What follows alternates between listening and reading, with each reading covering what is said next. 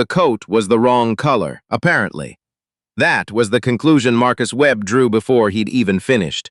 Walking through the door of Hargrove's, the kind of restaurant where the bread basket costs $12, and the waitstaff are trained to recognize which guests belong and which ones wandered in by mistake. Marcus Webb had a coat the color of wet bark, slightly worn at the left elbow, the kind of coat a man wears when he stopped caring what people think and started caring only about whether he's warm. He was 53 years old. He'd driven 4 hours from Ottawa that morning, and all he wanted was a table near the window and the salmon. Nobody stopped him at the door. Nobody had to. The hostess, a young woman named Claire, looked up from her podium with the particular smile that is not a smile, the one trained into customer-facing staff at establishments like this. A smile that says, "We are happy to accommodate you in the least inconvenient way possible." She asked if he had a reservation. Marcus Webb said yes, under Webb 7 o'clock. Claire looked down at her screen. She looked back up. She looked at the coat. She said she was sorry. She didn't see it. Marcus Webb said the name again. W-E-B-B. Claire typed with 2 fingers and said, the way people say, when they've found the thing but haven't decided yet what to do with it. There it was. Right there. Webb, party of 1, 7 o'clock, window table, noted in the reservation system by Marcus Webb himself 3 weeks prior, because he had always known, that certain rooms required advance paperwork just to be taken seriously. He'd made the reservation from his office at the University of Toronto, between a faculty meeting and a call with the Dean of Graduate Studies.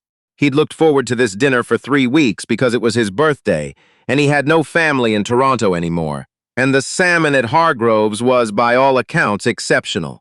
Claire was still humming.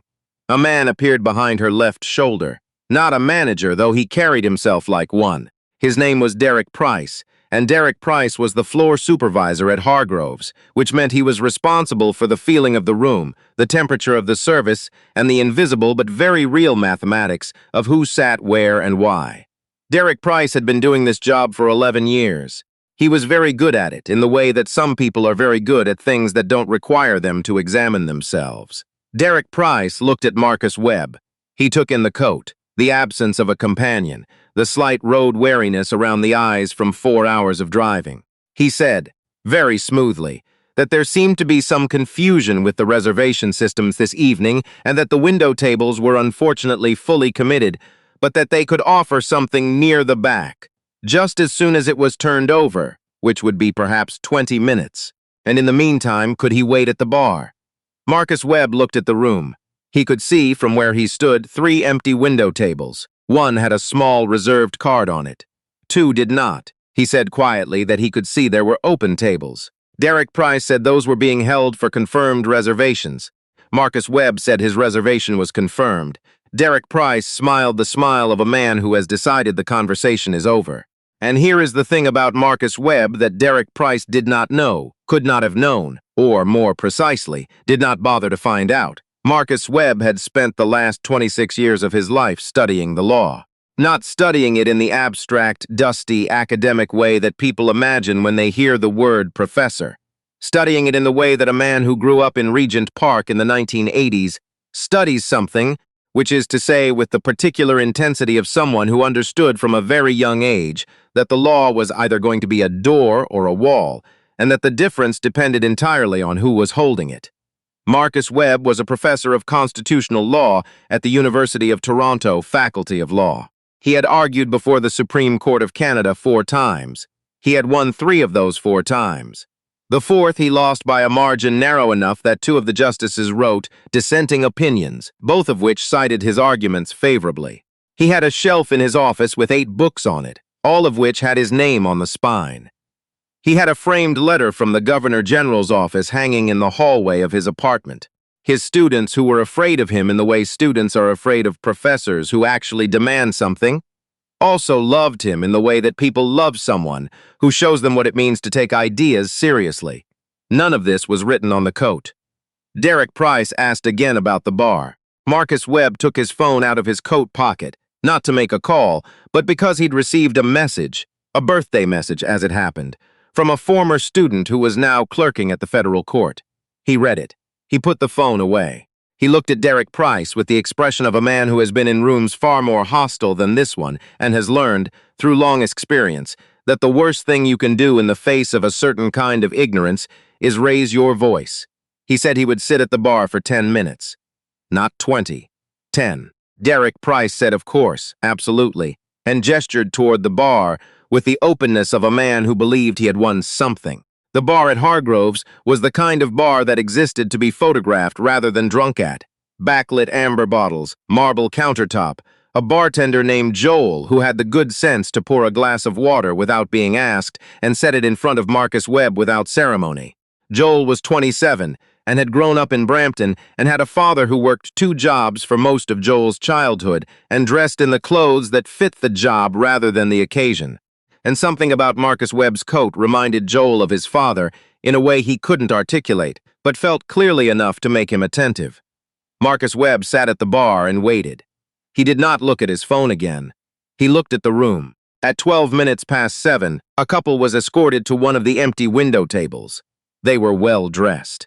They were also, as far as Marcus Webb could tell, without a reservation because he watched Claire search for their name, and he watched the particular pantomime of 2 people who've been told to try their luck and been pleasantly surprised when it worked. At 14 minutes past 7, Derek Price came back to the bar and said, with the warmth of a man managing a situation rather than serving a guest, that unfortunately the back table wasn't quite ready, and could he perhaps give it another few minutes? Marcus Webb said no. Derek Price blinked. Marcus Webb said he had a confirmed reservation for a window table at 7 o'clock, and that it was now 14 minutes past 7, and that he would like to be seated at his table, or he would like to speak with the general manager. Derek Price said the general manager wasn't available this evening. Marcus Webb said that was fine, and he took out his phone, not to make a call but to open the notes application, and he wrote down the time and Derek Price's name from the tag on his jacket, and the name of the restaurant, and the address, and he set the phone on the bar top where Derek Price could see the screen. Something shifted in Derek Price's face. Not understanding, not yet. But the first tremor of something, the recognition that this man was moving through the situation differently than Derek Price had anticipated. He said he would go check on the table. He came back 2 minutes later and said the window table was actually available now. Marcus Webb followed him to the table near the window and sat down and unfolded the napkin and placed it across his knee with the deliberate calm of a man who has decided not to give anyone the satisfaction of seeing him rattled. He ordered the salmon. He ordered a glass of the Pinot.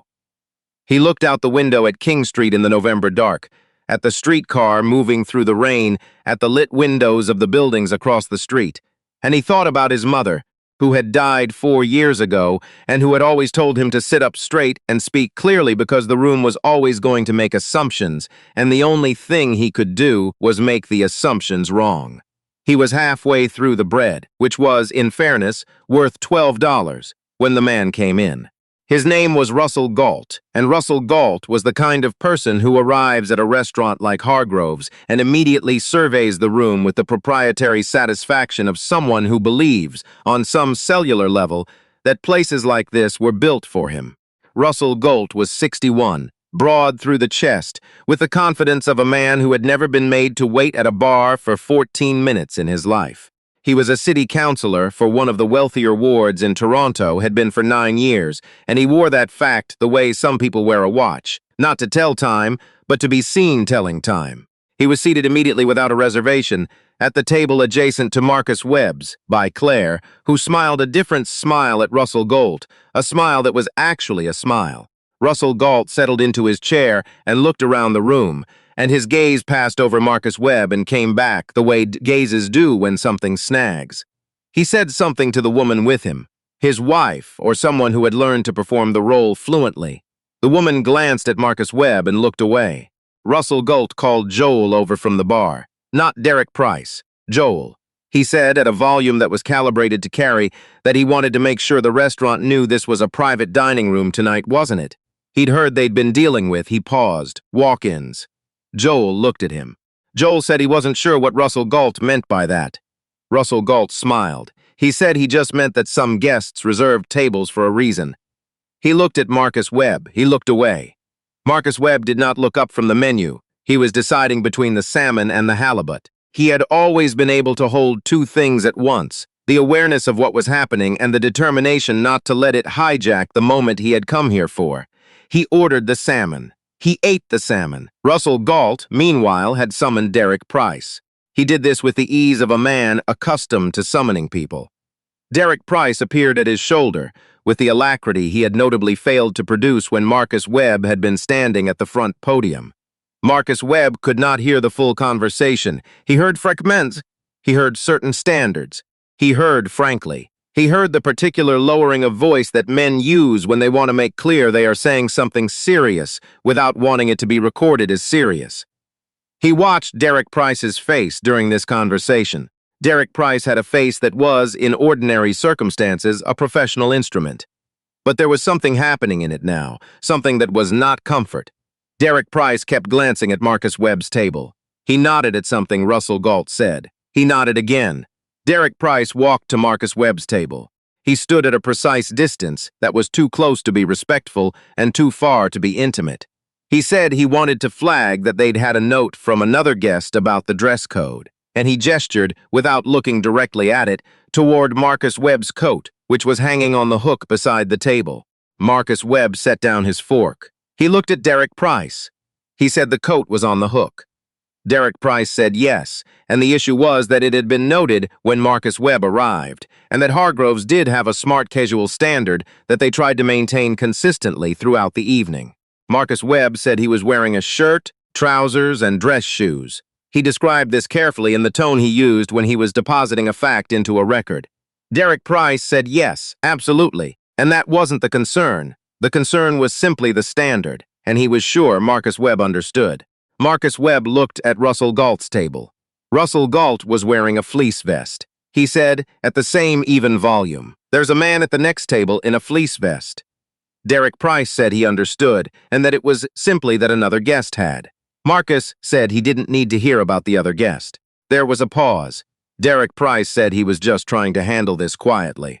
Marcus Webb said that was interesting, because what Derek Price was trying to do was ask a black man to leave or diminish himself, because a white man at the next table had decided his presence was offensive, and that this was Canada, and that Marcus Webb was not going to do either of those things. He said this at a volume that was entirely appropriate for a restaurant, not loudly, not performatively. He said it the way he said things in courtrooms, which was to say he said it as though it were simply true, which it was. The room, in that particular way that rooms have, got quiet. Joel, behind the bar, stopped polishing a glass. A woman at a table by the wall looked up from her phone. Derek Price stood very still. Russell Galt did not turn around, which was interesting. A man who had been broadcasting himself confidently all evening suddenly found somewhere else to look. Marcus Webb picked up his fork. He took a bite of the salmon. It was excellent. He thought about telling Joel this later. Derek Price said, in a lower voice, that he hadn't meant to imply. Marcus Webb said he hadn't asked what Derek Price meant to imply. He said he would like to finish his dinner. He said he would also like the name of the general manager and the name of the owner, because he would be writing a letter tomorrow, and he wanted to spell the names correctly. Something happened to Derek Price's expression then. The professional surface of it cracked, just slightly, and what came through was not hostility but something worse. The look of a man who is beginning, for the first time that evening, to actually see the person sitting in front of him. Not to assess, not to manage, to see. He said the owner's name was Catherine Hargrove, and she was, in fact, in the building tonight. Marcus Webb said he knew. Because Marcus Webb had done what he always did before he entered a situation he expected to be complicated. He had researched.